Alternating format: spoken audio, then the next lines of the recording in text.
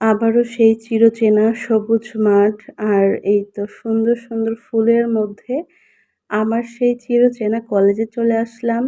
আজকে আসলাম অনেকদিন পরে ক্লাসে, কারণ আমাদের কয়েকদিনের মধ্যেই ফার্স্ট ইন কোর্স পরীক্ষা হবে। তাই ভাবলাম যে একটুখানি ক্লাস করি। অনেকদিন ধরে ক্লাস করা হয় না।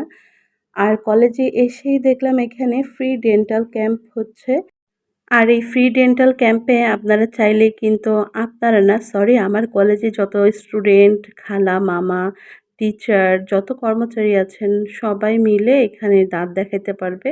কারণ দাঁতের কি প্রবলেম আছে, কোন সমস্যা আছে, এখানে ডক্টর আসছে তো তারা হচ্ছে সমস্যাগুলো বলে দিচ্ছে। আবার সাথে ছোট্ট মিনি একটা করে পেপসোডেন্ট দিচ্ছে। মানে পেপসোডেন্ট না সরি পেস্ট, আর এই পেস্টের নাম কি? হ্যাঁ, পেপসোডেন্টই সরি। আমি আসলে ভালো করে বলতে মানে খেয়াল করি নাই। পরে ভাবলাম যে না আসলে এটা পেপসোডেন্ট ছিল।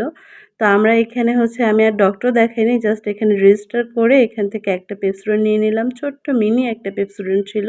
আর এরপর হচ্ছে বান্ধবী শম্পা আমাদেরকে ট্রিট দিতেছিল। ও হচ্ছে এখানে একটা খাইতেছিল কে? এই যে। ও আগে, আগে খেয়ে ফেলে সবকিছু। ওর সহ্যই এরপরে অনেক মজার, মজার গল্প করলাম আমরা। তারপরে হচ্ছে এই তো খাওয়া-দাওয়া শেষ করে সবাই সবার বাসায় চলে গেলাম। আর আমার বাসা যেহেতু অনেক দূরে আর আমার আসতে একটু লেট হয়ে গেছে। তো এই খাবারটা খেয়ে ভালোই হয়েছিল। কারণ না হলে রাস্তায় ক্ষুধা লেগে যাইত। তাছাড়া রাস্তার গাড়ির মধ্যে উঠলে আর কিছু খাইতে ইচ্ছা করত না তখন। তারপরে এই তো সবাই মিলে মানে অনেক মজা-টজা করে খাবার খেয়েছি। ক্লাসও করলাম মনোযোগ দিয়ে অনেক ৩টা ক্লাস হয়েছে, খুবই ভালো। তারপর বাসায় এসে আর রান্নাবান্না করি নাই। একদম রাতে হচ্ছে চিংড়ি মাছগুলা পরিষ্কার করতেছিলাম। কারণ এই ছোট, ছোট চিংড়িগুলা একটু মানে পরিষ্কার করতে হলে আগে যদি একটু টেলে নেয়া যায় তাহলে একদম সুন্দর করে এটাকে পরিষ্কার করা যায়। তারপরে এই তো কচু শাক রান্না করব চিংড়ি মাছ দিয়ে। আর এই কচু শাকটা মানে ডিপে ভাপ দিয়ে রেখে দিয়েছিলাম কয়েকদিন আগে, ফ্রোজেন করেছিলাম।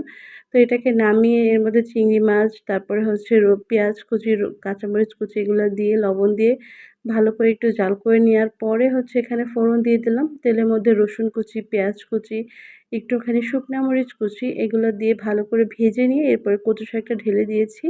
এখন জাস্ট নেড়ে চেড়ে নিব। আর লাস্টে এখানে এড করব ১ ফালি লেবুর রস। আমি আবার মানে এই কচু শাক বা কচুর জাতীয় কিছু রান্না করলে টক না দিলে খেতে পারি না। কেন জানি আমার গলা চুলকায়। সবাই বলে যারা ঝগড়াটে তাদের নাকি গলা চুলকায়। তাহলে মানে আমিও মনে হয় ঝগড়াটে অনেক। এজন্যই হয়তো আমার গলা চুলকায়। আর এইজন্য এখানে আমি একটা লেবুর রসের একটা ফালি মানে রস দিয়ে দিলাম। এখন ভালো করে নেড়েচেড়ে মিক্স করে নিব। আর এই তো রেডি হয়ে গেল আমার লোভনীয় কচু শাক ভাজি। আর এই কচু শাকটা কিন্তু খেতে খুবই মজা হয়। আপনারা বাসায় আসলে কচু শাকটা ট্রাই করতে পারেন। আর আমি ছোট চিংড়ি দিয়ে খুব মজা করেই খেয়েছি। তো আজকের মতো ব্লগটা এই পর্যন্তই রাখছি। সবাই ভালো থাকবেন, সুস্থ থাকবেন। আর এখনো যারা আমার পেজে ফলো দেন নাই অবশ্যই কিন্তু একটা ফলো দিয়ে দিবেন। আপনাদের সাথে আবার কথা হবে নেক্সট ভিডিওতে। আল্লাহ হাফেজ। টাটা। Take care.